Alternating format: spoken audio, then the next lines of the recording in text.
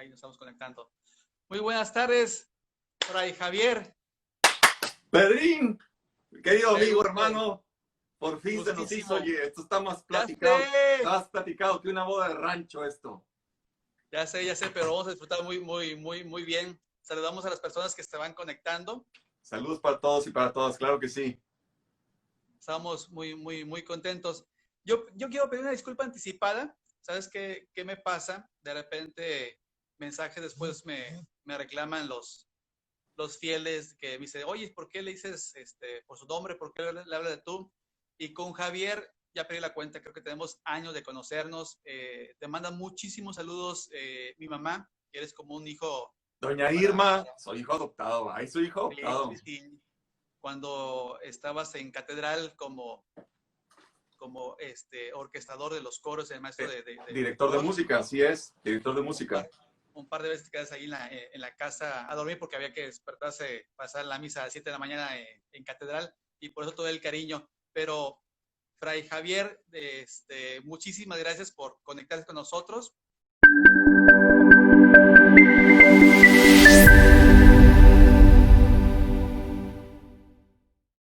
Hombre, Pedrín, el gusto y el honor es mío. Gracias por haberme invitado. Por fin se nos hizo, después de un buen tiempo, tener esta entrevista. Tu agenda, mi agenda, se complicó. Sí. Pero, oye, contentísimo y déjame felicitarte porque estás haciendo una labor tremendamente buena. De ponernos, estás sirviendo de enlace, ¿no? Estás haciendo labor de pontífice, ¿no? Estás sirviendo de puente entre los laicos y los ministros religiosos, no solamente sacerdotes, sino también religiosos, religiosas, otros agentes laicos que realizan también algún ministerio para la iglesia. Entonces, esa labor de puente es muy hermosa para que la gente se conozca, se conecte, tenga más recursos espirituales o educativos o hasta psicológicos o hasta asistencia social y beneficiaria. En fin, excelente tu labor. Felicidades. Gracias, qué hermosas palabras, y eso me anima a seguir adelante. Y sí, la intención es esto de poder conocer a todos los sacerdotes religiosos y laicos comprometidos, que yo creo que a lo mejor el testimonio de alguien puede llegar al corazón de esa persona que está necesitando a Dios. Y me gustaría entrar de lleno, Javier. Entrémosle. Sí. Quiero que nos platiques un poquito o mucho de ti. Obviamente, de dónde eres, cuál ha sido tu formación, en qué orden estás, en qué ciudad te encuentras actualmente, cuáles son tus estudios, todo lo que nos puedas compartir. Bueno, gracias. Mi nombre completo es Javier del Ángel de los Santos. Yo soy tampiqueño, arriba Tampico, de Tampico, Tamaulipas. Nací un viernes 22 de diciembre de 1902. Soy modelo 72. Nací a las 0:20 horas de un viernes 22 de diciembre del 72 en Tampico, Tamaulipas. Mis papás se llaman Ana María de los Santos, mi mamá, y mi papá se llamaba José del Ángel Chirinos. Mi mamá siempre muy dedicada al hogar, ¿no? Con el trabajo tremendo que implica llevar un hogar, un matrimonio y criar 2 hijos. Tengo una hermana más joven que yo, que se llama Ana Elizabeth. Ella está casada, tiene 2 hijos, mis dos sobrinos. Mi papá fue fotógrafo y periodista, más fotógrafo que periodista, para un periódico que ya no existe allá en Tampico, pero que en su tiempo estuvo muy en boga, se llamaba El Mundo. Oh, claro que sí. Toda su vida trabajó ahí, recibió ofertas para trabajar en otros lados, en El Sol, y luego en El Diario. Cuando llegó El Diario, nunca quiso, él siempre muy fiel a la marca, ¿no? Y toda su vida ejerció el fotoperiodismo. Él murió en el 2012. Ya hablaremos un poquito más de eso ahí después. Yo nací ahí en Tampico, y la primera casa donde vivimos fue por la calle Laguna, muy cerca de la Náutica Mercante de Tampico. Alguna gente sabrá, los que son de Tampico seguro saben de dónde estoy hablando, ¿no? Y ahí estuve desde que nací hasta los 4 años. Y luego mis papás se movieron a la calle Fray Andrés de Olmos, en el número 406, no se me olvida, a 3 cuadras de la Catedral de Tampico. Un templo que tú y yo conocemos muy bien, porque ahí nos conocimos, de hecho, tú y yo, Correcto, sí. hace ya algunos siglos. Y ahí viví hasta mi primera adolescencia, lo que yo le llamo mi primera adolescencia, y fue ahí cuando tuve el primer contacto con Catedral, porque mi mamá nos llevaba ahí al catecismo. Yo estudié la primaria en la escuela José María Gajá, que está ahí en el centro de Tampico. Y luego más después, mis papás se cambiaron para la calle Altamira, en el cruce de donde estaba Farmacias El Fénix y Benavides. Altamira, ahí no recuerdo cuál es la otra que cruza esas dos, pero también igual se cambiaron nada más 3 cuadras para hacia el otro lado de Catedral, igual en el centro de Tampico.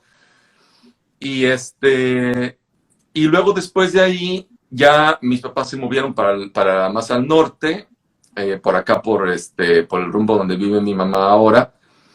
Y bueno, ¿no? Ese fue como que el lugar. Yo estudié primero en la escuela Gajá, la primaria, y luego la escuela secundaria en la Federal número 2 de Tampico, ahí en Estación Colonias. Sí. Sí. Luego la prepa, una parte en el Cultural Tampico. Y después de ahí, me fui al seminario. Me tocó estar en el seminario menor en Mante un año, y después de ese año decidí no continuar y me fui a una experiencia de misiones, 3 hermosos años, casi 3 hermosos años a la Sierra Gorda de Querétaro, trabajando en las misiones que se llaman de Sierra Gorda precisamente, que son 7 misiones que están ubicadas en la parte más alta y más remota de la Sierra Gorda en el estado de Querétaro. Después de ahí, una experiencia preciosísima, trabajando entre gente, tanto nativos mexicanos, como con gente mestizos, ¿no? Comunidades muy, muy empobrecidas de esa área geográfica. Y después de ahí me fui a estudiar música a Morelia. Estuve en Morelia 2 años, saqué mi diploma en música sacra, y después dije, bueno, pues ahora qué hago, ¿no? Y regresé a Tampico, y me metí a la UAT a estudiar Ciencias de la Comunicación. Y apenas llegando a Tampico, estaban buscando otro director musical para Catedral, porque el que estaba ya está un poquito más cansado y no quería quedarse solamente con una misa los domingos, y las otras 5 misas iban a quedar sin quien se hiciera cargo de ellas. Entonces me invitaron a mí a ser director musical ahí, y entré. Y así fue como pagué la universidad. Yo pagué mi universidad trabajando de director de música en la Catedral. Y ahí fue donde conocí a tu mami, porque tu mami era parte del coro de la misa de 12. Las chicas del coro, como les decía yo de cariño, ¿no? A doña Irma y a todas las demás chicas del coro. Y ahí estuve 5 años director musical, todo el tiempo que estuve estudiando la carrera de comunicación. Me voy a regresar tantito, o un muchito. Yo tuve mi primer contacto en Catedral, te decía hace rato, cuando mi mamá nos llevaba al catecismo.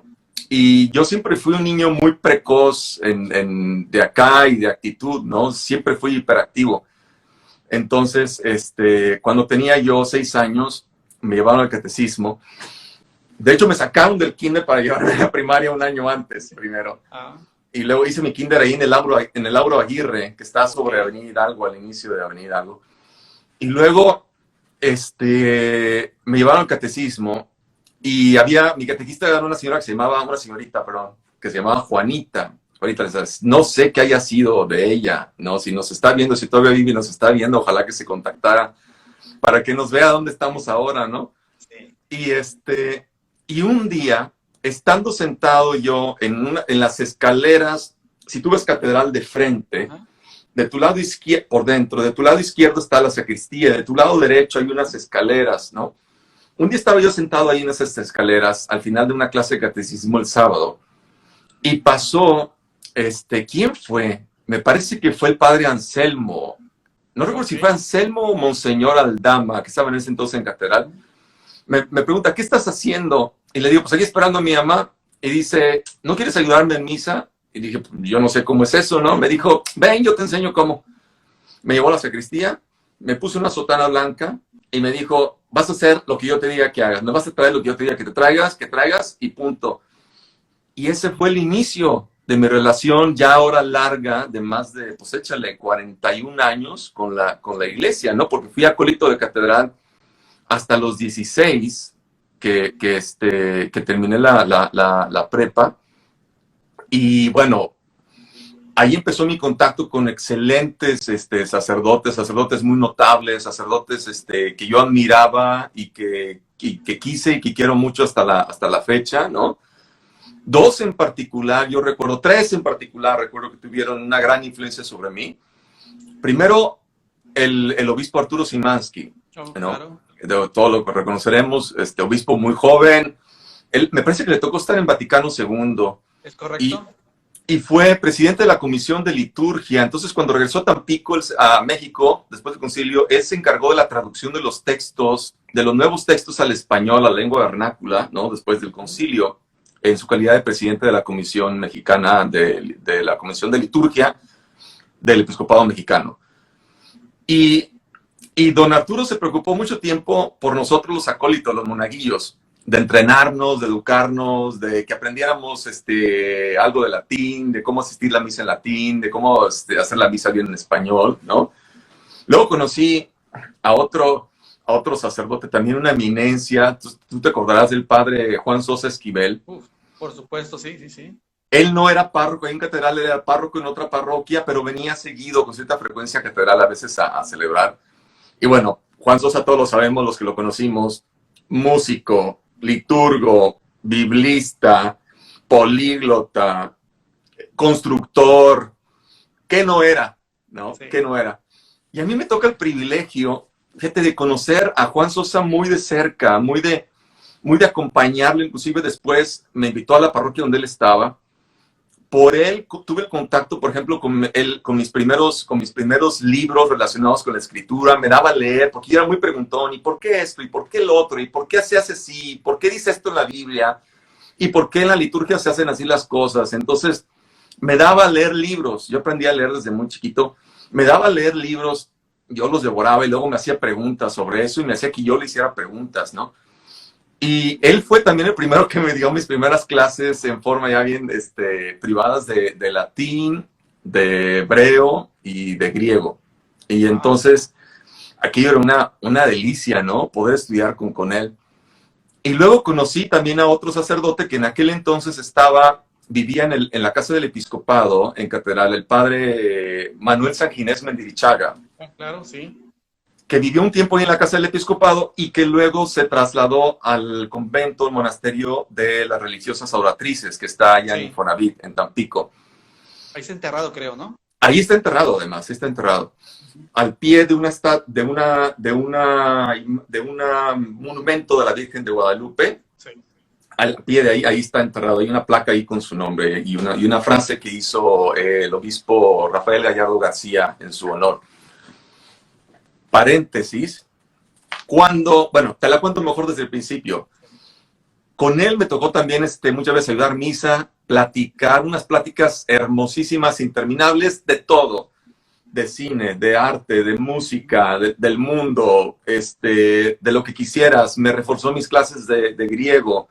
Era excelente teólogo, sobre todo eclesiólogo, era muy buen eclesiólogo. Esto no lo sabe a lo mejor mucha gente, pero él era un excelente eclesiólogo. Y nos hicimos muy amigos. Y luego cuando se movió la más oratrices, hasta allá lo seguía también, iba a veces a ayudar misa allá donde estaba. Y amigo de mi familia, al igual que Juan Sosa, venían a nuestra casa, comían o cenaban con nosotros. ¿Qué te puedo yo decir? Cuando Manuel supo que tenía cáncer en el estómago, y después de una operación donde ya él supo que ya estaba, que no había más, pues que no había esperanza, ya que estaba cerca la hermana muerte, como dice San Francisco, me llama una tarde y me dice, necesito hablar contigo. Voy al monasterio y me dice, quiero que me ayudes a preparar mi funeral porque quiero que tú toques en mi funeral. Se me enchinó la piel y O sea, me recorrió una electricidad de arriba para abajo, porque decía, qué interesa la de este hombre, la de Manuel, para enfrentar la muerte de una manera tan serena, tan tranquila y yo diría tan humana, ¿no? Sabiendo lo que viene, preparándose para eso, nos pusimos a preparar las lecturas, los cantos, todo, y menos de 2 semanas después falleció y pues se me hizo cumplir el deseo. Yo toqué en su música, en su funeral y el órgano y las religiosas adoratrices acompañaron haciendo coro. Un funeral inolvidable porque yo jamás había visto a alguien enfrentar el morir de esa manera. Y esos son solo algunos sacerdotes los que te puedo decir más, o sea, te puedo decir muchísimos nombres más. Pues es una trilogía muy, muy, muy buena de los sacerdotes que has mencionado. Fíjate que también estuve presente en la misa de la que mencionas y estabas ahí. Sí me impactó mucho el enterarme de que había preparado su misa, su funeral, cómo iba a repartir todo, cómo fue Todo, enterrado, porque no fue un todo. ataúd normal. O No, sea, impactante, impactante. Pero sí, son muy buenos sacerdotes. El padre Sosa, podemos durar años, años y horas platicando aquí de todo su conocimiento. Me acuerdo mucho que él decía, pregúntame lo que sea, menos de fútbol. No entiendo eso, sí. ni qué es. ¿Sí? Dice, lo que sea, sí, pero no sé, fútbol. Son personas corriendo atrás de una pelota y ya. Eso no sabía, ¿sí? ¿Sí? Era lo único. Qué padre Excelente. experiencia. Qué padre experiencia, Javier. ¿Qué más nos puedes compartir? Yo creo que esas fueron las tres, por el lado de los clérigos, yo creo que esas fueron las tres experiencias que más marcaron mi vida, ¿no? Conocer a estos tres hombres sin idealizarlos, sin idealizarlos, porque me tocó la fortuna de conocerlos con sus defectos, con sus virtudes, con sus aciertos, con sus errores, con sus luces, con sus sombras, tratando de vivir su sacerdocio de la manera más plena, más entregada, más digna posible. Y eso me gustó mucho porque me mostró una cara del sacerdocio sin idealismo, sin idealizaciones, ¿no? Y además de total servicio a la gente, porque eso me consta, estaban disponibles. Bueno, Juan Sosa realizaba un ministerio de enseñanza fenomenal. O sea, terrible, con sus grupos de Biblia, con sus comentarios a la Biblia en el Sol de Tampico, con un montón de los talleres que daba en las parroquias donde estaba, con sus clases que daba en las diferentes universidades de ahí de la zona sur de Tamaulipas. A mí me regaló, un día llegó, cuando terminó de escribir su historia de México, llegó con un CD y me dice, aquí está, es la primera copia y es para ti. No, yo estaba emocionadísimo, ¿no? Porque además Juan Sosa fue uno de los primeros que supo utilizar los medios de comunicación para comunicar el mensaje del Evangelio. Así fue. Fue uno de los primeros en utilizar internet, celular, video. Bueno, video no tanto, pero sobre todo el celular, el email, el internet, todos esos medios sabía utilizarlos muy bien, ¿no? Yo creo ¿Qué que para decir? hacer Bueno, de cualquier... sus libros, Sí. ¿no? No, no. Esos comentarios que después puso en varios volúmenes de comentarios al Antiguo Testamento, al Nuevo Testamento, son una Los hechos, riqueza. Es una las riqueza. En algunas cartas. cosas están Sí. adelantados a su época, en algunas cosas contienen ciertos elementos que los biblistas ahora nosotros seguimos comentando y discutiendo y analizando y estudiando tanto en la academia como con los grupos de gente, ¿no? Fíjate que te Entonces, comparto algo, entrando a ese tema. Cuando se hizo la presentación del libro del padre Juan Sosa de los Evangelios Sinópticos, que fue la recopilación de todas las columnas del Sol de Tampico, el padre Jorge García tuvo a bien a decir, dice, si quisiéramos o si alguien quisiera escribir un libro como necesitaríamos a un biblista, a un historiador, a un traductor de lenguaje, y no me acuerdo qué otra cosa mencionó, y el padre Juan Sosa lo tenía él solo y lo pudo plasmar en este libro. Vamos a meter el gol porque la gente tiene que leer, seguir leyendo al padre Juan Sosa Esquivel, Los libros de los evangelios sinópticos y de los hechos los pueden encontrar en el IES, aquí en Altamira, en el IES Anáhuac. Ahí los pueden adquirir porque vale la pena leerlo, porque uno lee al padre Juan Sosa Esquivel y empieza a leer y posiblemente uno se tope con una palabra rebuscada, mejor para algunos de decir apócrifos, y uno puede decir, ah, caray, ¿qué es esto? Adelantito te lo explica, o sea, lo está escribiendo para la persona que a lo mejor está pensando qué se puede preguntar. Es muy leíble el padre Juan Sosa Esquivel. Juan Sosa fue quizá, yo no conozco otro en la diócesis de Tampico, fue quizá el primer biblista autodidacta, porque además fue autodidacta. Jamás obtuvo una licencia en un doctorado pontificios. O sea, él estudiaba por su propia cuenta. Por su propia cuenta estudió idiomas y todo lo demás que se necesita. Cultura, historia, geografía de Medio Oriente Antiguo, idiomas bíblicos, idiomas modernos. Hablaba, además del español, inglés, italiano, francés, alemán. Sí. Tocaba el piano, el órgano, el acordeón, la trompeta. Bueno, aquí era una barbaridad. Todo el entrenamiento. Sobrino de José José, ¿verdad? Sobrino de José, tío de José José. Y fue el primer biblista que en realidad supo comunicar la cultura bíblica, la teología bíblica al gran público, a la gran audiencia. O sea, supo sacar la teología bíblica, el estudio bíblico, del seminario y llevarlo a la gran audiencia. Que ese fue precisamente la encomienda de Vaticano II en el documento sobre la revelación llamado Dei Verbum. Ese fue precisamente el encargo de Vaticano II.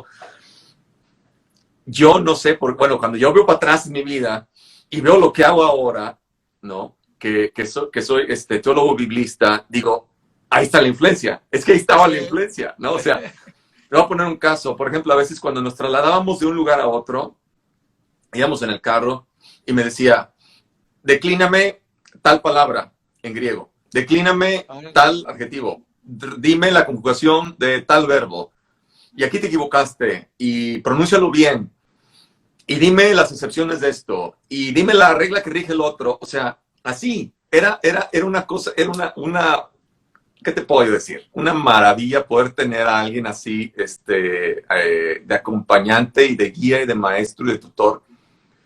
Y bueno, no en vano, yo creo, de ahí viene mi vocación de ser teólogo biblista también, ¿no? De ahí vino, ¿no? Entonces, pues aquí estamos en ese ministerio. Yo me vine a la orden franciscana, yo entré a la orden franciscana, primero en México.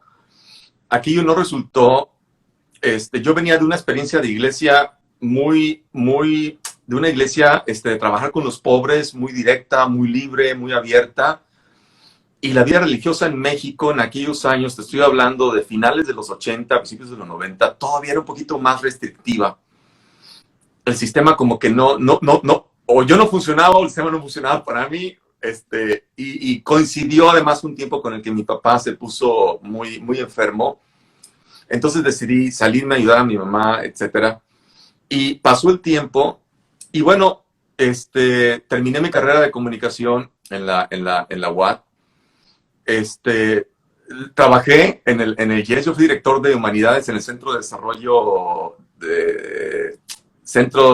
Desarrollo Sostenible, se llamaba, del IES, cuando estaba en Avenida Hidalgo, en el segundo piso de una agencia automotriz, que no vamos a decir la marca para no echarnos el gol. Está ahí. Que nos patrocinen, por favor. Que nos patrocine, sí, por favor. A ver, la familia que comienza con H en Tampico, patrocinen aquí a Pedro, por favor. Tuve la fortuna de conocer a don Jaime, ¿cómo se apellidaba? Se me fue su nombre ahorita. Todo el mundo lo conocía como don Jaime. Tú te acordarás, ¿no te acuerdas tú de don Jaime, que era director del Centro de Desarrollo Sustentable del IES? Y un gran tutor, un gran mentor. Ahí empecé. Y luego hubo la oportunidad yo me enfoqué en el área de comunicación organizacional. hubo la oportunidad me contrató la empresa LG Electronics. LG Electronics me contrató para irme a Reynosa, pero me dijeron, tienes que irte un tiempo a trabajar a Corea del Sur. Y yo dije, ¿dónde firmo? ¿No? ¿Dónde firmo? Me fui a trabajar a Corea del Sur. Estuve ya un rato, unos meses. Padrísimo, aprendiendo. Estudié una especialidad en desarrollo global de recursos humanos y trabajando en proyectos globales con la compañía. Regresé a Reynosa. Y después, y de ahí hice carrera en el mundo corporativo, trabajé para otras empresas como, eso fue con LG, después trabajé para Mave, General Electric en México, trabajé para Medtronic, trabajé para una empresa de industria automotriz, en fin, siempre en el área de desarrollo organizacional y de learning.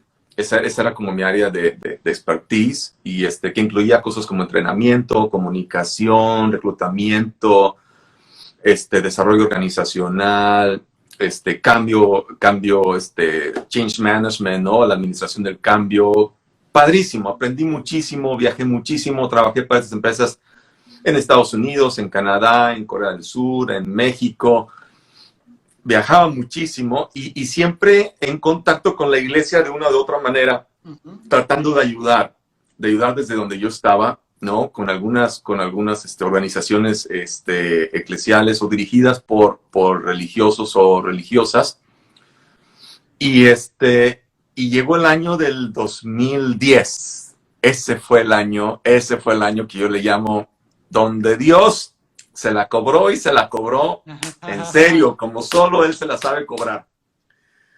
En el 2010, un biblista italiano vino a la Ciudad de México y yo supe por qué, a la par de mi trabajo en el mundo corporativo, yo me había metido a estudiar una materia nada más a la vez, de poquito a poquito, en la maestría en teología en la Universidad Iberoamericana en México, ahí con los jesuitas. Sí. Y entonces, uno de los padres, un jesuita, me dice, van a venir unos teólogos a la Ciudad de México y viene un biblista que se me hace que te va a interesar que escuches. Ve y a ver qué pasa. Yo recuerdo que estuve a punto de no ir, porque ese día mi novia y yo habíamos quedado de ir a no sé dónde. Y entonces le dije, viene este biblista, ¿me das permiso? Ya sabemos cómo mandamos los hombres, ¿no? En las relaciones de pareja. ¿Me das permiso? Y me dijo, le dije, esta es una vez en toda la vida que este hombre va a venir aquí. Me han hablado mucho de él. Me gustaría ir. Tú y yo podemos ir en cualquier otra ocasión a este otro lugar. Y me dieron permiso y fui, ¿no? Y entonces fui. Y cuando estaba yo ahí escuchando a este hombre, yo recuerdo que empecé a llorar. Empecé a llorar porque dije, por fin encuentro a alguien con quien todo el bagaje ese que yo tenía de mi infancia, adolescencia, juventud, toda esa reflexión que había desarrollado con estos sacerdotes que te mencioné y con otros más que hubo a lo largo del camino que no te he mencionado, mira, empezó a caer como los bloques del juego ese, ¿cómo se llaman? Del Tetris. Empezó a caer, como te decía, esto es la esencia del cristianismo que la gente debería conocer y debería saber. Y este es el mensaje adaptado además con un lenguaje que la gente de hoy lo puede comprender, lo puede asimilar y lo puede incorporar en su propia vida, ¿sí? Al final de la conferencia me lancé y le dije, yo necesito platicar contigo. Necesito platicar contigo. En ese día no platicamos al día siguiente, me dio una entrevista, así como tú ahorita estás haciendo una entrevista, yo grabé esa entrevista con este biblista y me dice, estuvimos platicando como 3 horas.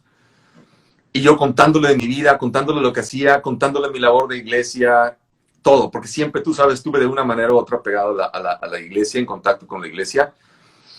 Y me dice, yo tengo un centro de estudios bíblicos en Italia, muy cerca de Ancona, en el noreste de Italia. Y hay una posibilidad que te vengas de intercambio, ¿por qué no aplicas? Y entonces apliqué y me aceptaron. Y me fui un año en el 2010, estuve casi meses en Israel y luego otro tanto en Italia, trabajando con 3 biblistas, él y otros 2 además. Así, como estás ahorita, así, en su estudio, en directo con ellos, aprendiendo, comentando, dialogando, viéndolos en acción, cómo enseñaban, leyendo, devorando sus libros, atendiendo los peregrinajes a Tierra Santa, los viajes de estudio a Tierra Santa. Aquello fue una experiencia fenomenal, así, fenomenal. Me cambió la vida. Yo dije, esto yo lo quiero hacer siempre. Siempre. Yo no sé qué va a pasar, pero a mí me gustaría hacer esto siempre, ¿no? Y entonces regreso a México y le digo a mi novia, pues pasó esto. ¿Me das permiso? Te quiero pedir otro segundo permiso. ¿Me das permiso? Pasó esto y yo me quiero dar la chance de explorar, ¿no? Yo no sé qué va a pasar, me quiero dar la chance de explorar todo. Y digo, pues, te soy honesto, te soy sincero, me hace cosquilla esto, pero yo no sé cómo lo quiero hacer. Sabía que lo quería hacer, pero yo no sabía si lo quería hacer como sacerdote, como religioso, como laico o comprometido. Yo no sabía, yo nada más sabía que esa era mi fascinación, ¿no? Que aquello se había convertido como que en mi vocación, ¿no? Y entonces el sacerdote jesuita que me había invitado me dice, ¿por qué no abres un centro de estudios bíblicos para laicos? Y digo, yo no tengo el entrenamiento requerido, yo no tenía en ese entonces, yo no tenía un doctorado en teología bíblica, yo era solo, ¿no? Yo era un laico, no tenía conexiones, no tenía nada. Me dice, no te preocupes, Dios va a poner los medios, tú lánzate y yo te apoyo. Y pues sí te apoyo, pero el trabajo lo tengo que hacer yo. Me aventé a abrir un centro de estudios bíblicos que le llamé Jaire, que es una palabra en griego que significa alégrate.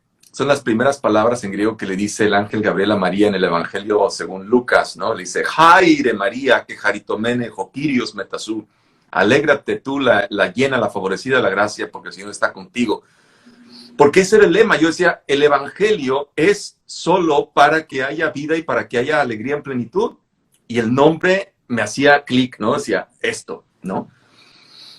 Para esto es el Evangelio, para lograr la plenitud del ser humano, ¿no? La alegría plena del ser humano.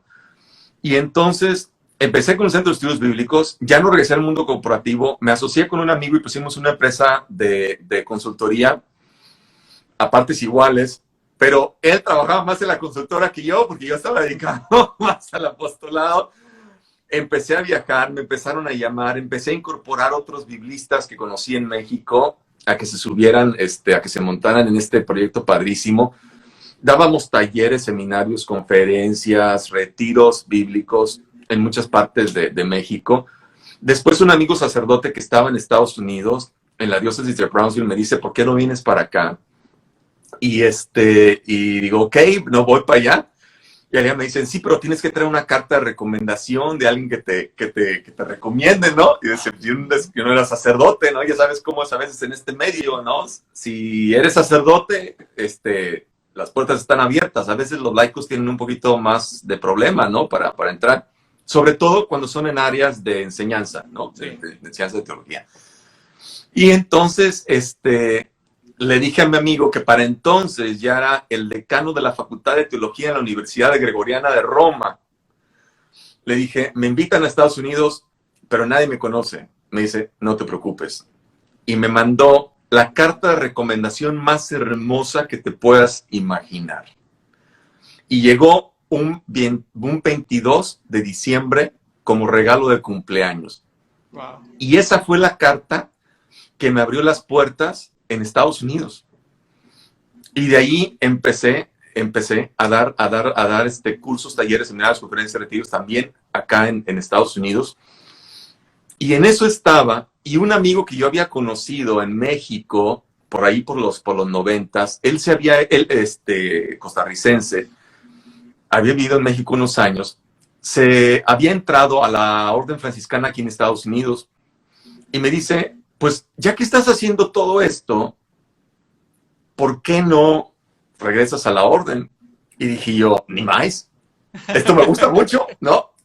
Sí. Tengo mi apostolado, viajo mucho, soy libre, decido los compromisos que tomo, los temas que tomo, tengo mi novia, padrísimo todo aquello, mis amigos, mi familia, y yo diciendo todo esto, ¿no? Y mi amigo, ok, está bien. Menos de una semana después, recibo una llamada del promotor vocacional de la provincia franciscana del Santo Nombre de Jesús, de Holy Name Province, de acá, que ocupa toda la zona este de los Estados Unidos, y me dice, oye, este fraile me dice que tú estás interesado en la orden. Así que, no, yo no estoy interesado. ¿Qué me escuchó decir? ¿Teléfono descompuesto? ¿Qué pasó? Sí. Yo dije, no. Le dije, vamos a poner las cartas sobre la mesa. No estoy interesado en regresar a la orden. Estoy haciendo mi ministerio, está muy padrísimo, ¿no? Pero eso no evita que seamos amigos, ¿no? Y empezamos a platicar. Y él es bilingüe, él habla, bueno, es trilingüe, él habla francés, inglés y español. Empezamos a platicar y a mí me sorprendió que este fraile, era un ser muy humano, muy humano. Platicamos de todo ese día. Me preguntaba cosas de México, me preguntaba de las telenovelas. Dice que él así aprendió español viendo las telenovelas mexicanas. Me preguntaba de fútbol, me preguntaba de la política en México, me preguntaba de familia, me preguntaba. No hablamos de Dios, hablamos de la vida. Y a mí eso me dejó la cosita ahí así de, ¿cómo? O sea, ¿no? No insistió, fue muy respetuoso con mi propio momento de vida, dónde estaba yo en ese momento, y empezamos a hablar de todo y de nada, y de la vida, como te digo. Y entonces terminó la conversación, y semanas después, me manda el paquete de aplicación a la orden, por correo electrónico. Y yo le dije, oye, yo no quiero aplicar, o sea, yo no quiero aplicar. Para mí no, le dice, mira, ahí está, ahí déjalo, piénsalo, medítalo, reflexiónalo, ¿no? Casi, ya, firma de aquí abajito, ¿no? Casi, mírale, ¿no? A ver qué pasa. Y entonces, a mí me dejó la cosquilla y empezó entonces realmente mi proceso ya de en serio. A ver, Dios, tú y yo, ¿qué onda? ¿Para dónde? En este momento de mi vida, después de mis experiencias de iglesia, de mis experiencias en el mundo corporativo, de mis experiencias como ministro, laico, colaborando en la iglesia, tú y yo, ¿qué onda? ¿Para dónde jalamos ahora? Y entonces entré en un proceso de discernimiento. Y fui muy honesto, muy abierto, muy transparente, muy directo, tanto con mi novia, ¿no? Con mis amigos, con el sacerdote, mi acompañante espiritual, ¿no? Del proceso. Y le digo al promotor vocacional que yo creo que fue la vocación que le costó más trabajo, porque le tomó 3 años que le firmara esos papeles. Le tomó 3 años. Fui aceptado a la orden en el 2012, en febrero. Y mi papá se nos muere en marzo, el marzo 9 del 2012. Entonces yo dije, esta es otra señal de Dios que no quiere que entre a la orden. Yo en mi tontería, ¿no? En mi tontería. Y dije, cuando les diga la orden que no voy a poder entrar este año porque mi papá murió, van a decir, ok, bye, ¿no? O sea, no pasa nada. Hablo con el que estaba, el director de postulantado, le digo mi caso y me dice, tranquilo, no te preocupes, mi papá murió hace 1 año y medio, te entiendo perfectamente, nos vemos en 1 año, si todo está bien, por lo menos nos vemos el año que entra, aquí está tu lugar, aquí está tu casa, aquí está tu comunidad, sigamos en contacto todo este año, somos tus hermanos y aquí estamos para ti en lo que podamos servirte. ¡Uff!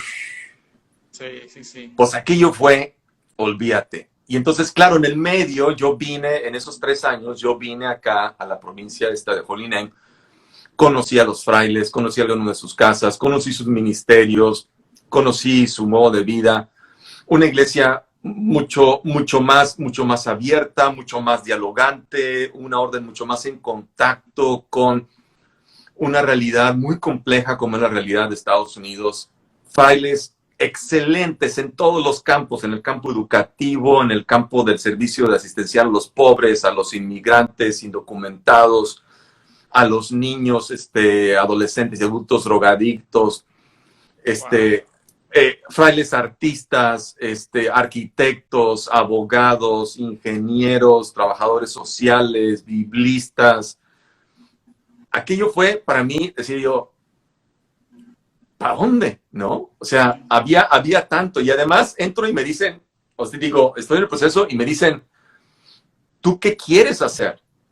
¿Tú qué quieres hacer? Y entonces dije, además de entrar, me están diciendo que qué quiero hacer. O sea, Ujú. como que dónde quiero hacer. Y dije, mira, si me das a escoger, yo quisiera ser sacerdote y biblista.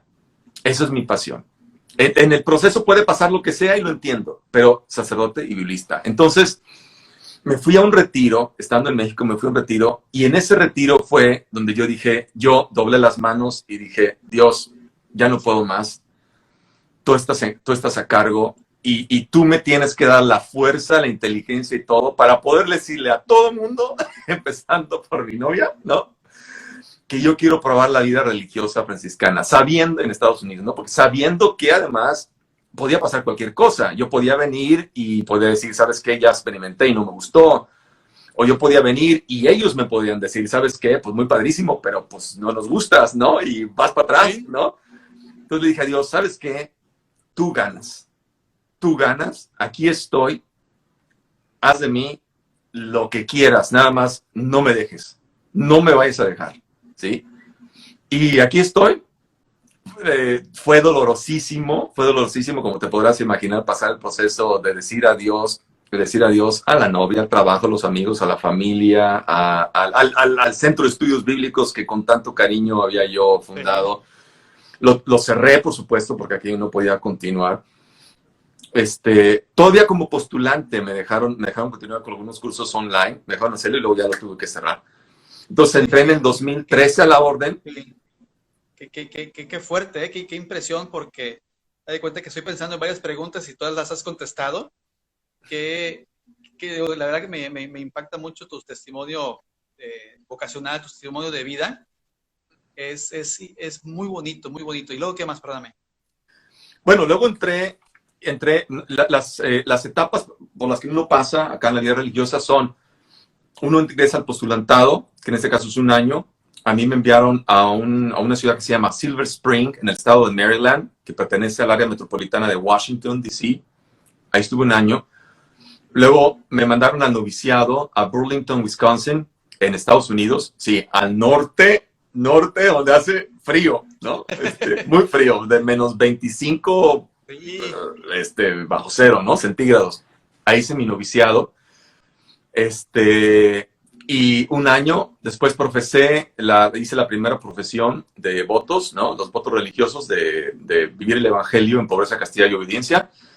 Y me mandaron de regreso a Silver Spring, en Maryland, y empecé mis estudios de teología en la Catholic University of America, en la Universidad Católica de América, que es la universidad de los que dirigen los obispos de la Conferencia Episcopal Americana. Ahí hice mi primer año de teología y luego movieron el teologado para Chicago y entonces me fui a Chicago. Ahí en Chicago estudié lo que acá en Estados Unidos le llaman el Master of Arts in Theology, ¿no? Un máster de arte en teología con especialidad en Sagrada Escritura, ¿no? Es un máster en Sagrada Escritura. Ahí estuve en Chicago 2 años. Ahí tuve también la dicha de trabajar como profesor, como maestro de Biblia en la Loyola University de Chicago, una de las mejores universidades ahí en Chicago. Yo hice mi Master of Arts en el Catholic Theological Union, en la Unión Católica Teológica en Chicago. Fíjate que ahorita mejor mencionando algunos lugares te manda saludos Tomás Lukács. Tomás, que a lo mejor fue tu alumno ahí en cuestión bíblica. Hay varios que están conectados, están mandando muchos saludos. Fernando, Jordan, Josué, Keila. Muchos saludos están mandando, ¿eh? Saludos para todos, para todas. Sí. Dios me bendiga me encanta esta etapa como te decía, ahí en ese año que estuve trabajando en Loyola University de Chicago, que es una universidad del sistema Loyola jesuita acá en Estados Unidos, fue aquello maravilloso, porque además daba clases de Biblia mayoritariamente en español para latinos en Estados Unidos, que eso hace mucha falta acá, biblistas que enseñen en español, ¿no? Ahí en el Catholic Theological Union a mí me tocó estudiar con los rockstars biblistas de acá de Estados Unidos, ¿no? Me tocó estudiar con Leslie Hoppe, que es experto en el Antiguo Testamento, Deuteronomio, estudié hebreo con él, Isaías. Me tocó estudiar con Barbara Reed, que es una religiosa dominica, de la Orden de Santo Domingo, experta en Nuevo Testamento, sobre todo en Evangelio de Lucas y en parábolas. Me tocó estudiar con mi mentora, que fue mi mentora ante el máster, Lori Brink, que es otra religiosa dominica, también experta en Nuevo Testamento. Me tocó estudiar con el gran Donald Senior, que fue uno de los fundadores del Catholic Theological Union, experto en Nuevo Testamento, sobre todo en Pablo. Pablo ha escrito un libro, una biografía de Raymond Brown. Quizá tú has escuchado un biblista, Raymond Brown. Well, Donald Senior escribió una biografía en inglés de Raymond Brown, que es considerado uno de los mejores biblistas. Él era de la congregación de San Sulpicio, de los sulpicianos. Enseñó en el seminario de St. Mary's en Baltimore. Y fue como uno de los mejores teólogos biblistas de todo el siglo XX, Raymond Brown. ¿Con quién más? Me tocó estudiar con todo este grupo de biblistas con quienes yo tenía contacto todos los días, ¿no? Oye, me están preguntando el nombre del sacerdote a la conferencia que fuiste, que te movió y que hasta lloraste. Ese me lo reservo. Ok, muy bien, perfecto. Para la segunda entrevista vamos a tener segunda parte, no se la pierden. Eso me lo reservo. No le gusta la publicidad. Okay. No le gusta la publicidad. Es un excelente biblista, escribe endemoniadamente, tiene muchos libros, pero no le gusta la publicidad. En un par de meses, la segunda parte, ahí lo revelamos. Entre líneas. Entre líneas. Hace magia, su apellido tiene que ver con hace magia. Así dejamos a la gente en suspenso, ¿no? Para la próxima. Entonces, como parte del entrenamiento allí bíblico, me tocó ir a estudiar a la Escuela Luterana de Teología. No sé si ustedes sepan, la realidad de la iglesia en Estados Unidos es un poquito diferente de la iglesia en México. En Estados Unidos, cuando tú estudias una especialidad, sobre todo tan compleja como Biblia, que requiere historia, arte y cultura de Medio Oriente Antiguo, idiomas bíblicos, ¿no? Hebreo, griego y latín, y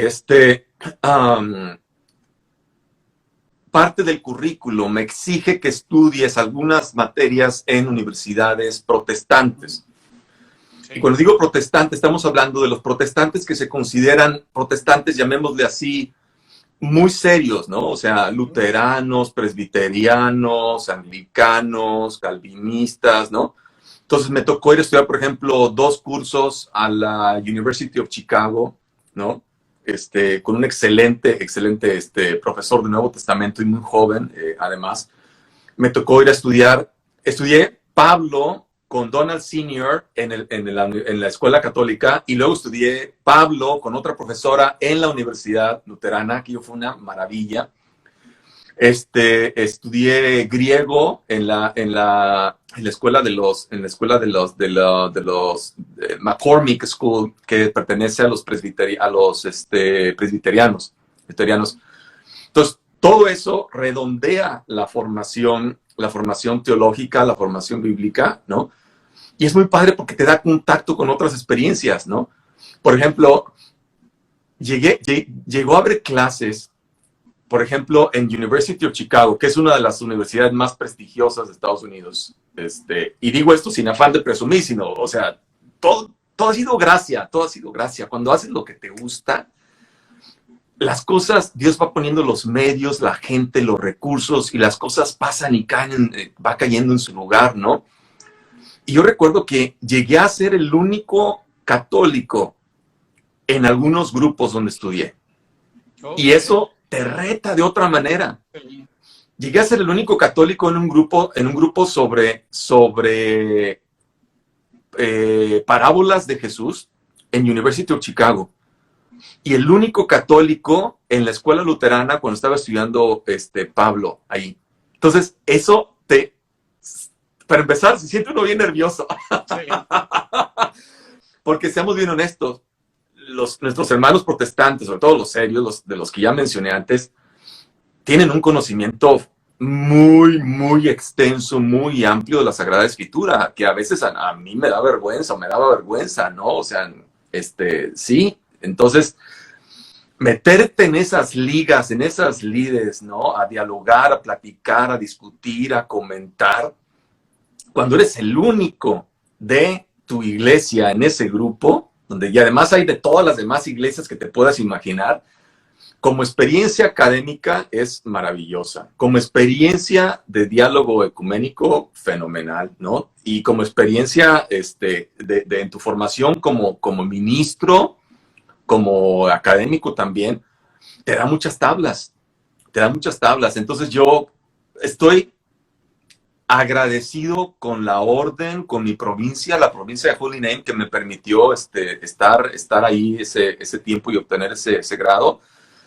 Y después de ahí, de 2 años en Chicago, de sacar mi grado, mi título, me tocó irme a mi año de internship, que le llamamos, al año de ministerio, y trabajé en una parroquia fenomenal que se llama San Camilo, en Silver Spring. Me regresaron a Silver Spring, he estado 3 veces en ese lugar, pero es la primera vez que estaba de lleno en la parroquia. Entonces aquí la parroquia, yo le tengo un amor y un cariño a esa parroquia como no tienes idea. San Camilo se llama. Hacen una labor, eso para empezar es una parroquia trilingüe, francés, inglés y español. Mayoría latina, creo que casi el 80% de la población de la parroquia son latinos. La mayoría de El Salvador y Guatemala es la población mayoritaria de estos países. Y la comunidad de habla francesa, ahí hay gente de África, luego hay gente de la India, de Bangladesh. Aquello es una explosión cultural, como no tienes idea. O sea, cuando yo llegué ahí, ya conocía la parroquia, ya conocía el lugar, y me dicen, pues ahí está el Campo Virgen, dinos como qué quieres hacer, ¿no? Hice muchas cosas muy padres, que son muy padres porque cuando tú te entregas a la gente corresponde con amor y con cariño, y yo no tengo con qué pagar.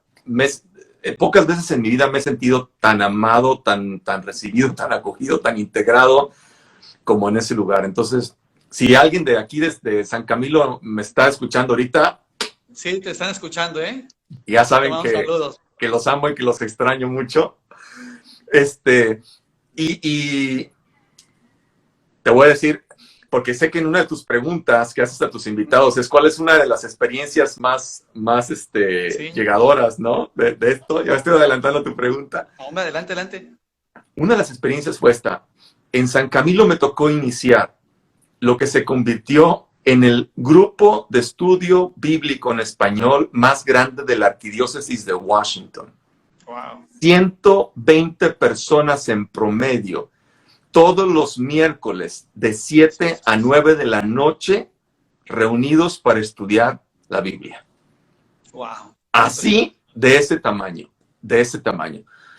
Hubo grupos también, tenía otro grupo en inglés, ¿no? Un grupo como de 30 a 35 personas, pero ese grupo fue una cosa fenomenal, y como entrenamiento y como para mi ministerio, aquello fue una cosa fenomenal, porque de ahí salieron después muchas otras iniciativas, ¿no? De ayuda más directa con la gente, ¿no? Mucho más directa, de conocer la situación de la gente, sus necesidades, sus problemas, sus carencias, sus deseos, sus esperanzas. Además me tocó un momento en la iglesia en Estados Unidos muy difícil por el caso de, todos sabemos, ¿no? De los abusos. Entonces, trabajar con la comunidad para acompañarlos en estos procesos de duelo, de dolor, de odio, de coraje, que se vale. Yo decía, se vale que tengan esos sentimientos, se vale, es lo más sano, lo más justo, es lo más humano que hay que hacer, y yo me extrañaría si no los tuvieran. Entonces, me tocó acompañar también a grupos, ¿no? A grupos de personas que habían sufrido con esta problemática. No en nuestra parroquia, no en nuestra parroquia. Afortunadamente, esto tengo que decirlo a mucha honra, que nosotros como provincia, gracias a Dios, no se dio ningún caso, o sea, ¿no? Pero nos tocó escuchar muchas historias de gente de otras parroquias, ¿no? Que venían y comentaban y querían sentirse escuchadas, acogidas, comprendidas. Entonces aquello fue fenomenal. Entonces esa fue una de las experiencias más bonitas y también más retadoras, ¿no? En mi tiempo que llevo de fraile. Al final de ese año, la orden dijo, pues ahora sí, ¿no? Vamos a casarnos. Y me invitaron a aplicar para los votos solemnes o perpetuos, y hice mis votos solemnes el 24 de agosto del 2019 en la ciudad de Nueva York, que ahí tenemos nuestra sede central, nuestra curia provincial está en Nueva York. Ahí mi provincial, el padre Kevin Mullen, recibió mis votos y fui el primer fraile en toda la historia de la provincia de Holy Name cuyos votos son recibidos en español por el ministro provincial. Oh. Mi ministro provincial me dijo, yo quiero que tú digas la fórmula de profesión en español y yo voy a recibir tus votos en español, te voy a decir la respuesta en español. Entonces, aquello fue padrísimo, fue un momento fenomenal.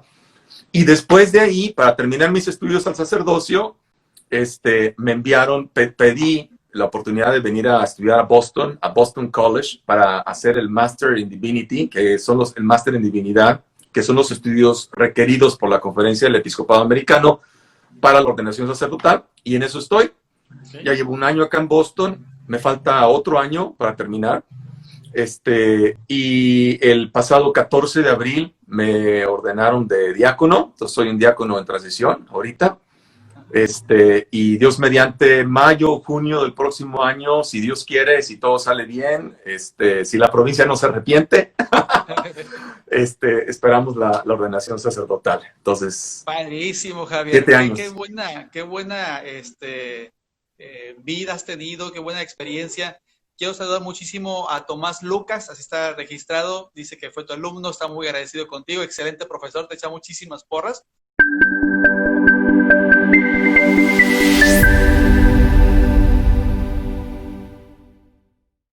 Que hay. Javier, me gustaría ir cerrando esta charla, que de verdad estoy fascinado de todo lo que nos has compartido. Me gustaría hacerte una o dos preguntas, para no quitarte más tiempo, que yo sé que lo estás... No, hombre, no me lo quitas, yo encantado. Sí, padrísimo. Aquellos, mis hermanos frailes están cenando, pero yo estoy haciendo más hambre ahorita. Agua, ahorita que terminemos. Vivo en una casa en Boston con 23 frailes más. En el santuario St. Anthony Shrine, en el santuario de San Antonio, acá en Boston, con 23 frailes más, sí. Qué buena onda y estar ahí con todos ellos. Yo soy de los jóvenes. Eres diácono ya ahorita. Fíjate que luego a lo mejor te quiero una vez comprometer para en una próxima ocasión platicar. Tenemos mucho que compartir, o sea, de verdad, creo que son temas muy, muy extensos y a lo mejor ya un tema más en particular, más enfocado a la Sagrada Escritura, pero enfocado a esta línea, y quiero aprovecharte ahorita, ¿no? A veces queremos empezar a leer la Sagrada Escritura, algunos quieren empezar a tener un estudio bíblico y no sabemos por dónde ir, cómo hacerle. Me encantaría si nos puede dar 3 recomendaciones que no tenemos que perder de vista cuando queremos empezar un estudio bíblico o cuando queremos empezar a leer la Biblia. Primera, comprarse una Biblia. Y una buena Biblia. Comprarse una Biblia, pero una Biblia de estudio. Permítame tantito. Sí. Una Biblia de estudio. aclaro, yo no soy agente de la casa que publica esto. En español, ni llevo comisión por esto, ¿ok? Entonces, ¿Nos puede patrocinar? Ojalá que nos pudieran, si esto nos patrocinan, olvídate, nos lanzamos, esto se vuelve todavía más internacional de lo que ya es. Sí. En español, yo les recomiendo la Biblia de Jerusalén. Ya va en la segunda edición, de letra chica, no la de letra grande, la de letra chica, y no la edición guadalupana. No porque no sea buena, sino porque esta es mejor Biblia de estudio. La Biblia de Jerusalén, editorial Desclés de Bruvet, segunda edición. Yo prefiero la de pasta blanda porque es más manejable. Esta es una excelente Biblia de estudio en español. ¿Por qué? Porque contiene introducciones a los libros, contiene notas al pie de página, contiene notas a los lados de los textos que indican textos paralelos, es decir, textos que tienen similitudes con los versos a los cuales se hacen referencia. Tiene los comentarios de pie de página son fenomenales, ¿no? Están muy bien hechos. Tiene varias tablas al final, tiene un índice de nombres y de temas, tiene una cronología muy bien hecha de eventos bíblicos y eventos que están pasando en el mundo, no bíblicos. Tiene algunas tablas de índices de pesas, medidas, longitudes. Tiene mapas, poquitos, como 3 o 4, pero esa no es la parte esencial de esta Biblia. Y digo que es una buena Biblia de estudio porque esta Biblia, fue el original, se escribió en francés, fue hecho por la École Biblique de Jerusalén, la Escuela Bíblica de Jerusalén. Los teólogos de la Escuela Bíblica de Jerusalén tradujeron la Biblia de los textos hebreo, arameo y griego de los 70 a el francés. La edición original, la lengua moderna, la que se tradujo fue el francés. Y luego, de ahí, de esas del francés, unos las tradujeron al español. Entonces, los que escribieron esta edición de la Biblia son muy precisos y muy honestos en decir, aquí tradujimos aquí tradujimos de esta manera, por esto y por esto y por esto. Entonces, como estudio, es una excelente Biblia. Esta es una Biblia que hay que leer, rayar. Si te muestro cómo tengo esta Biblia de rayada. Mira, por ejemplo, esta página del Evangelio de Lucas. Ve cómo la tengo. Anotaciones y todo bien. Anotaciones bien. Y todo, porque esta es una Biblia de estudio. Entonces, comprarse una buena Biblia de estudio, yo recomiendo esta. Para los que nos están viendo en inglés y tienen acá en Estados Unidos, en otro país, la mejor Biblia que yo les recomiendo es la Catholic Study Bible. Catholic Study Bible, déjame ver si lo tengo por aquí. Aquí está. Esta en inglés. Esta en inglés es una muy buena Biblia y además algunos de mis profesores son editores de esta Biblia y han escrito comentarios introductorios a los libros de esta Biblia. Entonces, esta es muy buena edición en inglés. Entonces, ahí tienen, primero eso. Segundo, que la lean. Una vez que la compren, pues que la lean, ¿no? Que se den tiempo, que se sienten para leer la Biblia. Hay muchas maneras de leer la Biblia dependiendo la personalidad de cada uno. Por ejemplo, si alguien la quiere sentarse a leerla primero, yo les recomiendo que tomen un tiempo, que separen un tiempo de su día y que sea fijo y que se sienten a leer la Biblia. Que primero sepan qué es lo que dice el texto, sin tratar de preocuparse mucho por interpretar qué significa el texto. Primero saber qué dice el texto, que sepan, este evangelio, por ejemplo, yo casi siempre recomiendo a quienes quieren comenzar con el Nuevo Testamento, les recomiendo empezar con el Evangelio de Marcos, por ejemplo. Empezar con los Evangelios y el primero de todos en Marcos. ¿Por qué? Porque es el más antiguo que tenemos noticia, es el más corto y es un evangelio donde se nos va a mostrar a un Jesús y a unos discípulos muy aterrizados, muy enraizados en la vida humana, ¿no? Preocupados por la vida y por todo lo que es capaz de promover la vida. En fin, el Evangelio de Marcos es una muy buena entrada. Después pueden continuar con los demás evangelios, quizá el libro de los Hechos de los Apóstoles. Si quieren comenzar por las cartas, yo les recomiendo Primera Tesalonicenses, esa es una muy buena manera de entrar. ¿Por qué? Porque Primera Tesalonicenses es, hasta donde sabemos, el primer libro que se escribió del Nuevo Testamento por Pablo. Es el primero, es anterior a los evangelios. Los evangelios fueron escritos, ya puestos por escrito, quizás a partir del 65 en adelante, hasta el año 95, 100 o 100 tal vez. Pero esta carta de Pablo a los tesalonicenses fue escrita antes del 60. Entonces antecede los evangelios. Entonces es una muy buena manera, una muy buena entrada también para quienes ya han leído los evangelios. A las parejas, si eres subir en parejas, yo les recomiendo este ejercicio padrísimo. Lean el Cantar de los Cantares en pareja. Hermoso. Es un poema romántico hermosísimo. Lean el Cantar de los Cantares, pero en pareja. Porque ese es pertenece a un género de poesía que se daba en Egipto, un género de poesía erótico romántico, así era, pues ese es el género, ¿sí? Que existía en Egipto y que después fue adoptado en Israel. Y hay rabinos que dicen que este es el libro más hermoso de toda la Biblia hebrea. ¿Sí? Hoy empiezo con mi esposa a leerlo, te lo prometo.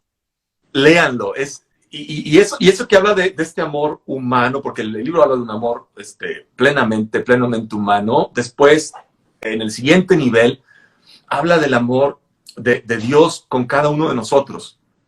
De Dios con cada uno de nosotros. Como Dios nos ama al estilo como si fuera un matrimonio, como si fuera una unión de índole matrimonial. No hay metáfora mejor, más intensa, más íntima para hablar de la relación entre Dios y el ser humano que la metáfora del matrimonio. Y esto lo encontramos tanto en el Cantar de los Cantares como en otros pasajes, sobre todo en los libros proféticos, Oseas, Isaías, etcétera, ¿no? Entonces, eso. Otra recomendación es que se acerquen a un círculo de estudios bíblicos. Okay. Hay muchos, a un círculo de estudios bíblicos, ¿no? En las parroquias, en alguna casa religiosa. Desgraciadamente con esto del COVID, pues bueno, estamos limitados, ¿no? Sí. Pero estoy seguro que hay por ahí online recursos, ¿no? Gente que puede echar mano de círculos de estudio bíblico, talleres de estudio bíblico. Hay muchos videos en línea, no todos son buenos, aclaro esto, no todos son buenos, ¿no? Pero hay muchos que son, la verdad, mucha paja. Pero sí, bueno, si algo podemos hacer, yo les puedo enviar una lista de cuáles son confiables, ¿no? Mucho, sí. Eso puede servir.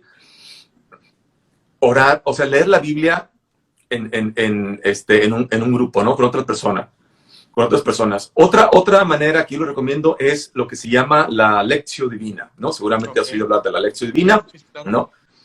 La Lectio Divina, fíjate, tiene su origen, yo encuentro así como la motivación teológica de la Lectio Divina en Romanos 10:8, donde dice: cerca de ti está la palabra, en tu boca y en tu corazón, la palabra de fe que nosotros predicamos. Y ese es precisamente el ejercicio al que nos invita la Lectio Divina, a acercarnos a la palabra que está en el texto bíblico, pero que está cerca de nosotros, en nuestra boca y en nuestro corazón. Es decir, ya es cercana, nos pertenece, es muy nuestra. ¿Sí? Dios no nos habla en el vacío de una figura acá, no, nos habla en nuestra realidad y desde nuestra realidad humana, ¿no? Entonces, como sabes, la Lectio Divina tiene orígenes, por ejemplo, a mediados del siglo III, fueron los principales promotores del método de meditar la Sagrada Escritura. Esto pasó después a la tradición monástica europea de Occidente, ¿no? Donde los monjes empezaron sobre todo los benedictinos, practicaban un método de estudio, meditación bíblica, pero se sistematizó hasta finales del siglo XII por un monje cartujo que se llamaba Guido II, que fue monje y abad de la gran abadía del Chartreuse, que es la gran abadía de los monjes cartujos. Y él fue el que en uno de sus escritos escribió una cosa que se llamaba la escalera de los monjes. La escalera de los monjes. Y habla de estos 4 escalones, ¿sí? Que son lo que constituye la Lectio Divina, ¿no? Que es la Lectio como tal, es decir, leer el texto. la meditatio o la meditación, la oratio o la oración y la contemplatio o la contemplación. Yo le añado un quinto, el actio, que es la acción, ¿no? Entonces, ¿a qué te lleva este método? ¿En qué consiste el primer escalón, la lección? La lección es leer el texto, ¿no? Es decir, ¿qué dice el texto? No qué me imagino que dice el texto, sino qué dice el texto. Es decir, comprender. Hay gente que a veces repite los textos bíblicos y los repite mal, ¿no? Porque no sabe qué dice el texto, ¿no? No sabe qué dice el texto. Esa es la primera, saber qué dice el texto. Segunda, la meditación. Momento de pausa para decir, ¿qué me dice el texto a mí? ¿Qué me dice este texto que estoy leyendo a mí? ¿Cómo me habla el texto a mí? Ese es el segundo momento de la lección. El tercer momento de la lección es la oratio, que es, ¿qué le digo yo a Dios basándome en este texto? Ese diálogo con Dios. Y aquí quiero aclarar una cosa. Hay gente que entiende la oración como un estar pasivo frente a Dios. Como un estar no sé qué espera la gente a veces en la oración. Repetir fórmulas no es orar. Repetir fórmulas es rezar. Rezar. Las devociones son una cosa y pueden ser muy buenas y ayudan mucho a la gente a crecer en su vida espiritual y esperemos también en su vida práctica. Pero esta oración de la lección divina es precisamente, ¿qué le digo yo a Dios después de haber leído este texto? Y ahí se vale, Pedro, se vale de todo. Se vale sentirme inspirado, retado, confrontado, confundido, interpelado. A lo mejor también me siento un poquito como que Dios me está sacudiendo a lo mejor y me está haciendo una jaladita de orejas, ¿no? Por ahí, a lo mejor. Todo esto es parte de la oración. ¿Qué le digo yo a Dios basado en este texto? El cuarto, la contemplación es, ¿qué me dice Dios ahora? ¿Qué me dice Dios, no? Basándome en este texto que estoy leyendo. Y el quinto, la acción, que es, ¿cómo llevo a la vida, a la práctica, ¿sí? Este texto que acabo de leer, ¿no? No tienen que ser textos largos. No tienen que ser un capítulo completo. A veces pueden ser pasajes pequeñitos, ¿no? Los pasajes, cualquier texto bíblico, los que son los estudiantes míos que están viendo ahorita, a veces se llama perícopa. Una perícopa no es la perica del pico, es una perícopa, es un pedacito de un texto bíblico. Puede ser un texto tan pequeño como, por ejemplo, Juan 13, 34, 35.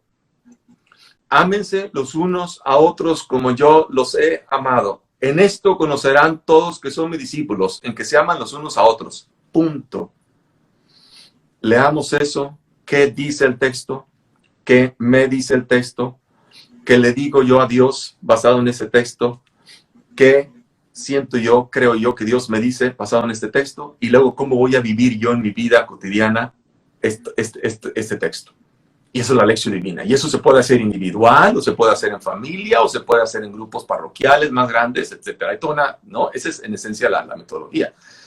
Y sobre todo que recuerden una cosa, quienes ya me conocen, han participado en uno de mis encuentros o de mis clases, saben una cosa, el texto sin el contexto es un pretexto.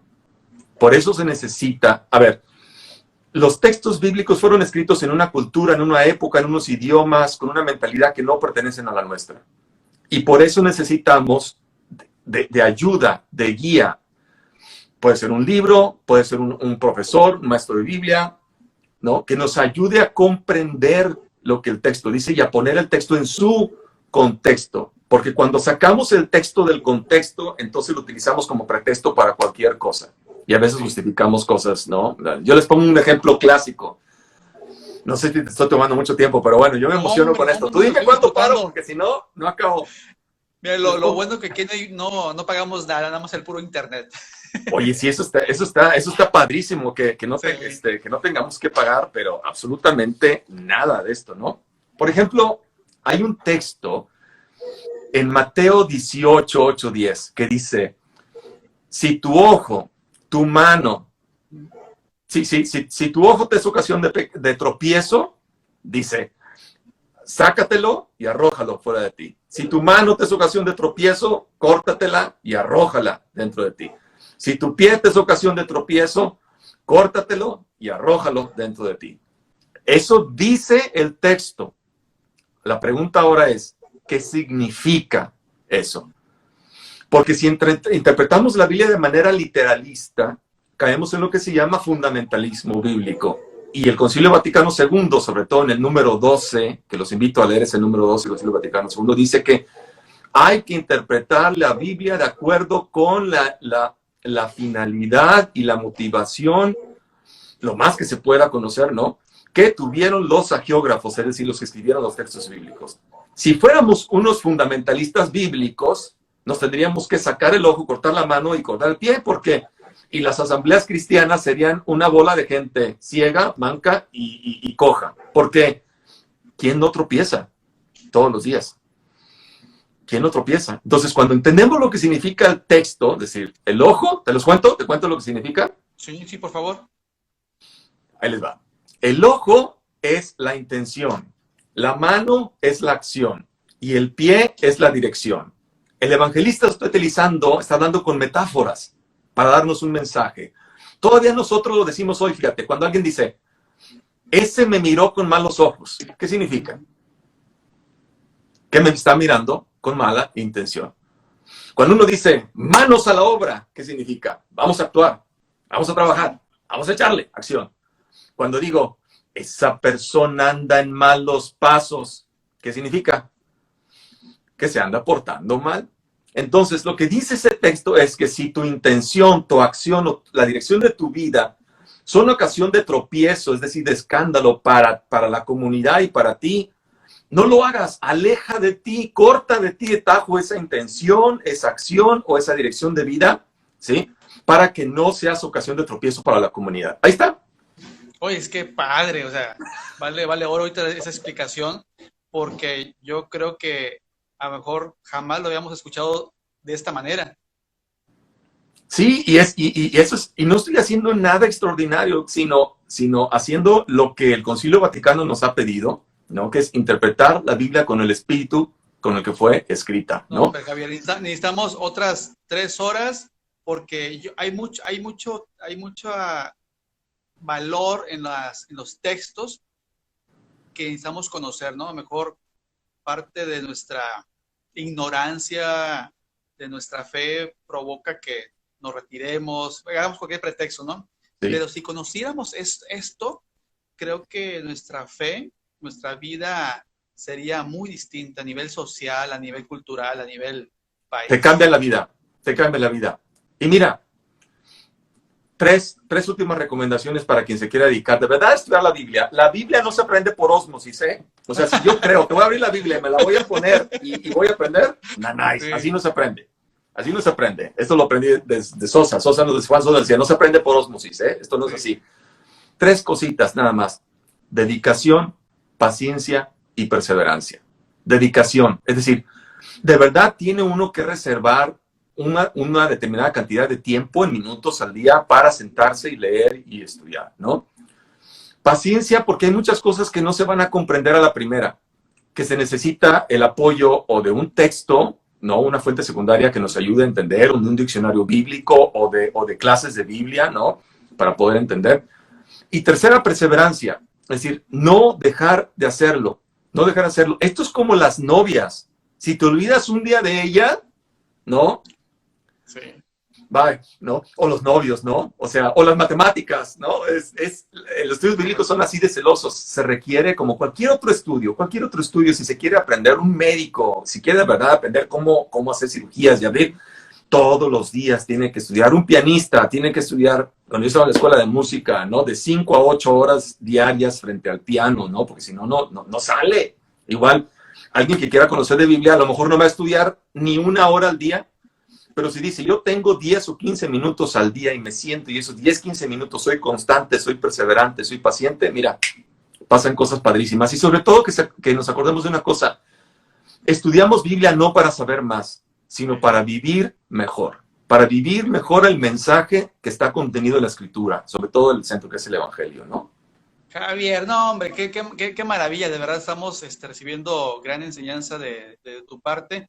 Quiero hacer otro espacio para saludar a las personas que están conectándose, a nuestro buen amigo Enrique, que nos ha seguido toda la transmisión en vivo. Saludos a Enrique y a su familia. Gracias ahí a Charlie y a muchas personas. Y antes de pasar a mi última pregunta que tengo, quiero, porque de repente mandan mensajitos que se están retirando de la transmisión en vivo, es toda la entrevista contigo, la van a encontrar en el canal de YouTube Pedro Portillo, ya toda completa, y vamos a ir compartiendo fragmentos en la página de Facebook también de Pedro Portillo, para poder compartir todo esto que estamos escuchando. Para finalizar, Javier, yo siempre lo digo de esta forma, ¿no? A veces uno comparte y no sabemos el impacto que puede tener con las otras personas. Yo estoy casi seguro que cuando vean esta charla que hemos tenido contigo, más de un joven le va a pasar por su mente voltear y decir, a ver, él es franciscano, dijo algo que me llama la atención, quiero saber más de la orden. A lo mejor el muchacho no sabe que está recibiendo un llamado del Señor a la vida religiosa. ¿Qué mensaje le pudieras dejar a esos jóvenes que te pueden ver, que a lo mejor han sentido un llamado y aún no lo saben? Lo primero que yo diría es, quien ha sentido una inquietud, la cosquillita, ¿no? El gusanito de la vocación, ¿no? Lo primero que yo le diría es acercarse a platicarlo con alguien que pueda entender esa inquietud. Ese sería el primer paso, ¿no? Acercarse con alguien que pueda entender esa inquietud. Puede ser un sacerdote, puede ser un religioso, puede ser una religiosa, puede ser un ministro laico, puede ser una persona quien le tenga la confianza de abrirse, ¿no? Plenamente, de ser honesto y honesta, ¿no? Pues también las chicas, ¿no? Sí. Y ahí me está dando el sol, ya déjenme mover tantito. Ahí está, creo que está dando mucho el sol de un lado de acá. Entonces, acercarse a platicarlo con alguien que pueda entenderles esa inquietud. Es normal que en esa primera etapa el joven, la joven tenga miedo. Es perfectamente válido tener miedo. Lo que no se vale es dejarse dominar o paralizar por el miedo. Eso es lo que no se vale. Y además diré otra cosa. Donde hay miedo, es señal de que Dios está cocinando algo. Wow. Lo que sea. Pero donde hay miedo, si el miedo es una reacción ante lo desconocido.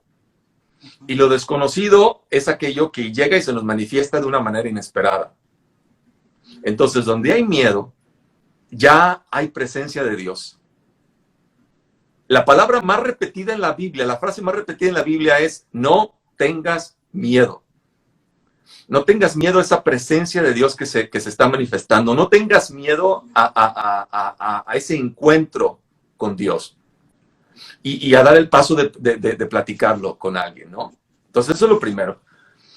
Lo segundo, yo recomiendo empezar un proceso de discernimiento con alguna persona ya a lo mejor más adecuada para esto, ¿no? Que puede ser a lo mejor un sacerdote, una religiosa, un religioso. Empezar un proceso de discernimiento para ver si esto que se siente, si de verdad es de Dios, si viene de Dios, si no son alucinaciones mías, si no estoy influido por a lo mejor por algún momento que tuve de excitación, ¿no? Por algún evento en mi vida que de repente ¡pum! Y me hizo pensar, ¿no? Que podía ser religioso. Es decir, discernir es precisamente separar, analizar, ¿no? Cortar, separar aquellas emociones, donde es un proceso donde se analizan las ideas, las emociones, los sentimientos, las intenciones, para ver si aquello que yo traigo, aquello que me está provocando inquietud, de verdad es un llamado de Dios. ¿Para qué? ¿Para qué? Puede ser a la vida religiosa, puede ser a la vida sacerdotal, puede ser a la vida del matrimonio, puede ser a la vida célibe, ¿no? Como soltero, como soltera, para lo que sea, ¿no? Discernir, eso es lo muy importante. Tercero, animarse a vivir experiencias vocacionales. Hay muchos tipos de experiencias vocacionales: preseminarios, encuentros vocacionales, fines de semana vocacionales, retiros vocacionales. Animarse, ir y vivirlos.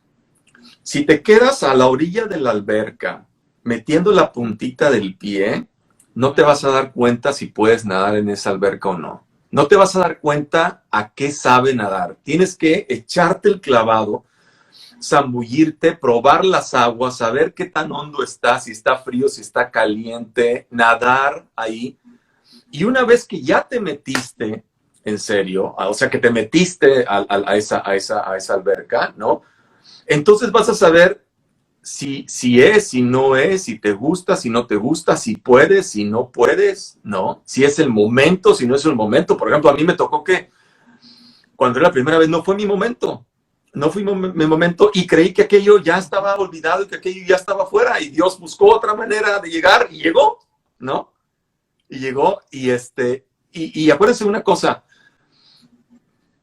a veces yo creo que es muy buena la experiencia de ir y además de la experiencia vocacional de un fin de semana, una semana, un retiro, una cosa así, bueno, no vas a saber cómo es esto hasta que de verdad te metas.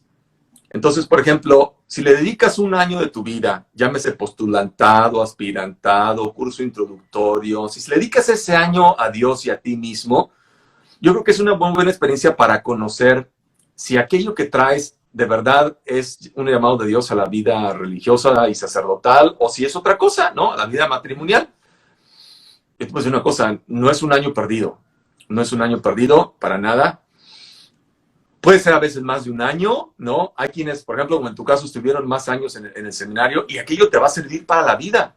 Es una formación que te sirve para la vida, que te forma como hombre, como mujer, ¿no? Pleno, íntegro, consciente, capaz. Aprendes muchas habilidades en el camino, ¿no? A ser responsable, ordenado, disciplinado, respeto. O sea, muchas cosas que te nutren para la vida.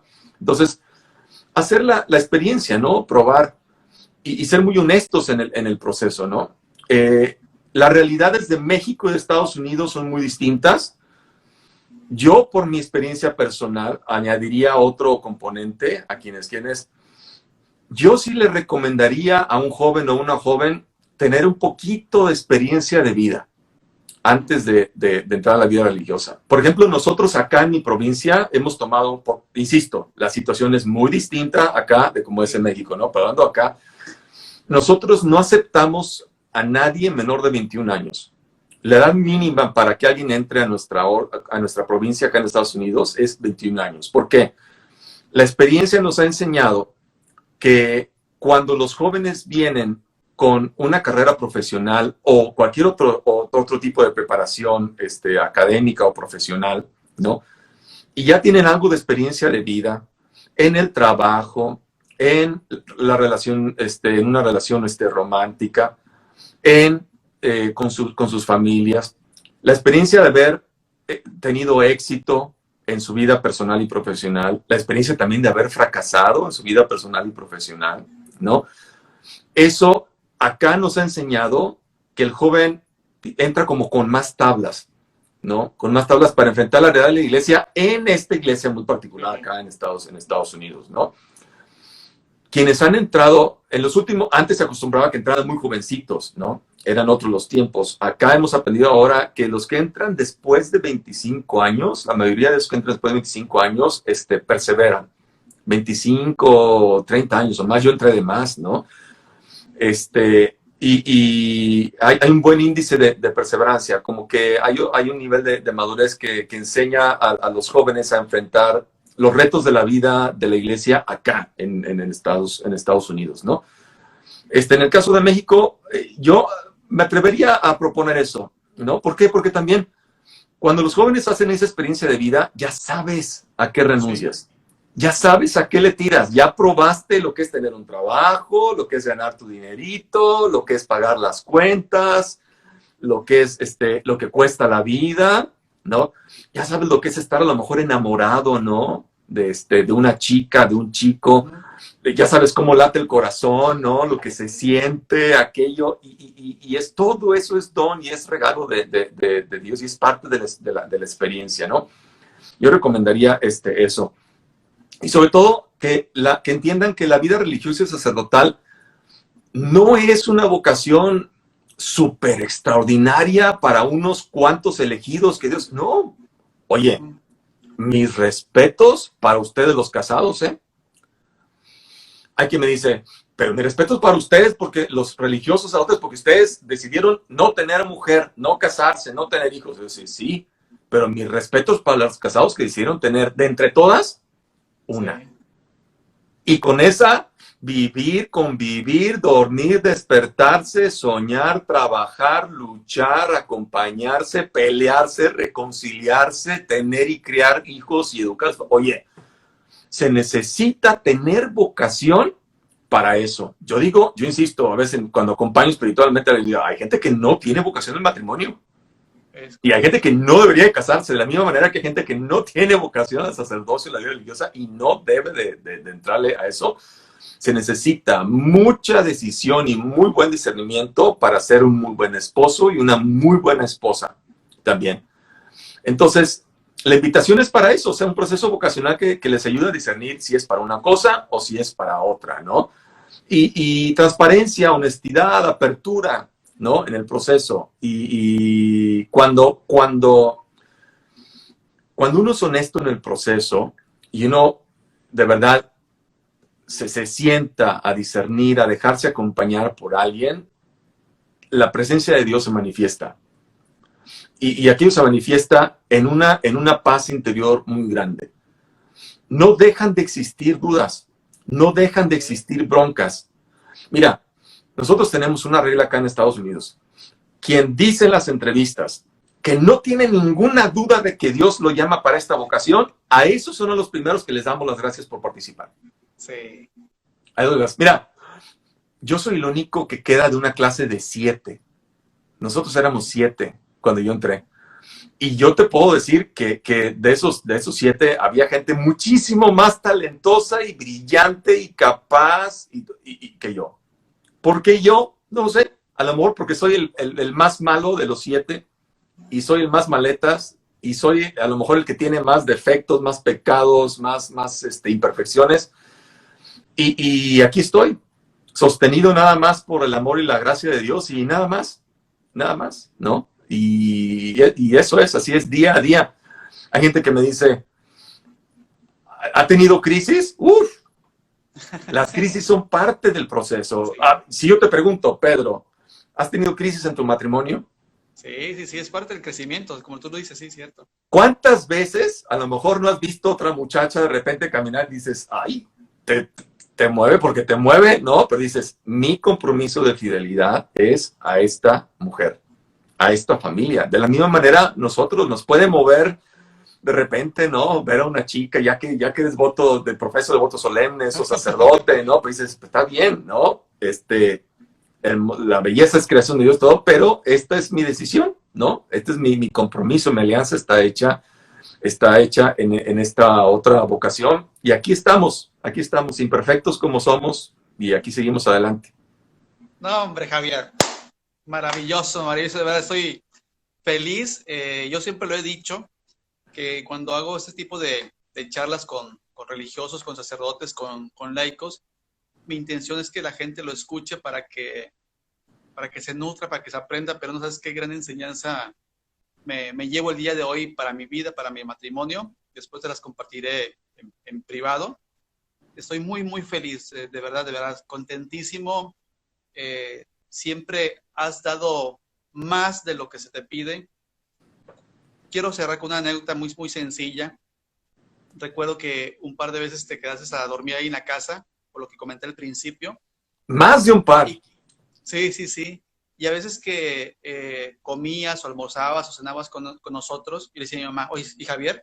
No sé, ¿dónde está Javier? Pues estaba sentado aquí con nosotros, ya estás lavando los platos de la cena. Le digo, Javier, ¿qué es ahí? No, déjame, yo lavo, no sé qué tanto. Y obviamente estoy hablando antes de ser religioso o diácono o lo que sea, ¿no? Es parte de tu esencia, de tu carisma, de tu forma de ser. Y la verdad, qué alegría que le hayas dicho decir sí al Señor con este testimonio que nos has compartido. Lo van a ver en el canal YouTube de Pedro Portillo, toda la entrevista completísima. Y quiero una vez comprometerte para próximamente, a lo mejor en un par de meses, platicar ya de temas muy, muy, muy concretos de teología, de Sagradas Escrituras, para nutrirnos y conocer más de nuestra fe.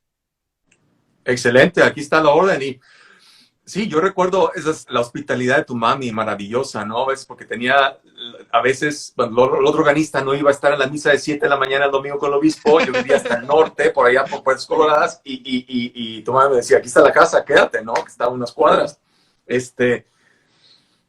Fíjate, esos son, tú recibiste este ejemplo, por ejemplo, hermoso ejemplo de hospitalidad de parte de tu mamá, de doña Irma, ¿no? Así como yo recibí ese ejemplo de servicialidad también de parte de mis padres, ¿no? José y Ana María. Estas son cosas que uno trae de familia. Por eso es bien importante trabajar en inculcar no nada más valores, sino virtudes, ¿no? En la familia, porque necesitamos eso, que los chicos, que las chicas crezcan en estas cosas que nos hacen más humanos, que nos hacen más serviciales, más atentos, más educados, más respetuosos, ¿no? Y ese es el centro del Evangelio, es el centro del Evangelio. O sea, mira, lo que nos hace franciscanos a nosotros, ¿no? ¿Qué nos hace franciscanos? El hábito, pues sí, el hábito traemos el hábito, y el hábito a lo mejor se nos ve bien, ¿no? Es decir, la capucha, y sí, muy padre, ¿no? Y el color y todo. En el capítulo 1 de nuestra regla dice una cosa: la regla y vida de los frailes menores es la siguiente. La orden franciscana, el nombre oficial se llama Orden de Frailes Menores. Y dice, la vida y regla de los frailes menores es esta: vivir el santo evangelio de nuestro Señor Jesucristo. Punto. Después le añade, viviendo en obediencia, sin propio o en pureza y en castidad. Pero la esencia es vivir el evangelio de nuestro Señor Jesucristo. Y luego dice, ¿cuál evangelio? ¿Cuál de los 4? ¿Cuál de los 5? Porque Pablo también predicaba su evangelio, ¿no? Y mientras más le rasco yo, mientras más le busco, digo, a ver, el evangelio es tan sencillo, lo podemos resumir 4 actitudes básicas: perdonar o reconciliar, curar o sanar, incluir y compartir. Y todo eso guiado y motivado por el amor y el servicio. Ahí está el evangelio. Nosotros los franciscanos lo vivimos además con una manera muy particular, con dos perspectivas: la fraternidad y la sororidad universal. O sea, la fraternidad, Francisco entendió la vida, la creación y todo el ser humano como hermanos, como hermanas, ¿no? Estamos llamados a ser eso, hermanos y hermanas de todo el mundo. Es decir, ¿qué significa ser hermanos o hermanas? Preocuparnos y ocuparnos por el bien de todos aquellos que tenemos contacto, ¿no? Y la otra es la minoridad. La minoridad es, en el tiempo de Francisco había los mayores, los que tenían capacidad económica, ¿no? Y de poder, y los menores, los que no. Y Francisco tomó el nombre de ahí para su orden. Es decir, nos ponemos no desde el lado de los que dominan, de los que mandan, de los que controlan para explotar, sino nos ponemos del lado de los otros, ¿sí? De los que necesitan acompañamiento. Como dice el Papa Francisco, en la periferia. ¿Cuáles periferias? Sí. La periferia intelectual, la periferia económica, la periferia política, la periferia social, la periferia cultural. Eso significa vivir en la minoridad, ¿no? Unos lo vivimos como frailes, otros lo viven como hermanas religiosas, otros como tú lo podrían vivir ya lo viven como laicos, y me consta. Y así es, de eso se trata. Así es, de eso se trata. Y que esas 4 actitudes del evangelio no se nos olviden: perdonar, curar, sanar, incluir y compartir. Quien vive eso ya está del otro lado, ya está amando como Jesús pide. Fray Javier del Ángel de los Santos, qué privilegio, de verdad, y qué hermosa experiencia. Fabuloso. No, mira, me quiero despedir. Quiero saludar a 2 grandes mujeres que Dios me ha puesto en mi vida. A la hermana Judith Lot, te la presento, tengo el gusto de conocerla. Radica en Irapuato actualmente. Vi su entrevista, vi la entrevista que le hiciste. Fenomenal. Buenísima. Fenomenal.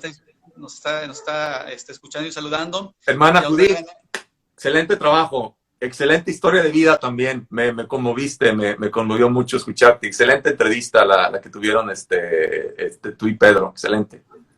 Gracias. ¿Y quién es la otra persona? La otra gran amiga, Daniela. Luego te la voy a recomendar, también está haciendo algo muy parecido a lo que estamos haciendo.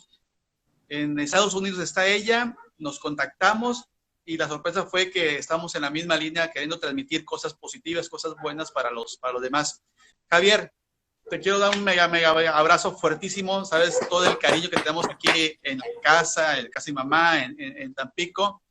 Mil gracias de verdad, que Dios siga llenando de esa alegría y que nos sigas compartiendo más de toda tu sabiduría. Mil gracias, que Dios te bendiga.